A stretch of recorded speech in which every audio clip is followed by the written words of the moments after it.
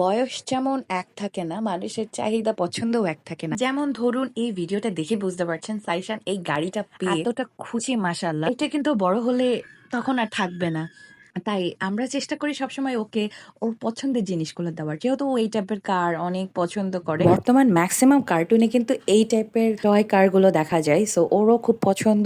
আনার সাথে সাথে মাশাআল্লাহ সে কতক্ষণ এটাকে চালাবে তার জন্য উতলা। শুরুতে এনে দেওয়ার পর আমরা ওকেই দিয়েছি জাস্ট ওর চেহারাটা দেখার জন্য, ওর চেহারাটা কেমন থাকে। এতটা সুন্দর ও নিজে চড়েছে, যদিও যেহেতু এটা একদম ওর ফার্স্ট টাইম, বুঝে উঠতে পারছিল না যে ও এটাকে কিভাবে ড্রাইভ করবে। এটা জাস্ট ফার্স্ট এর ইনস্ট্যান্ট একটা ফুটেজ।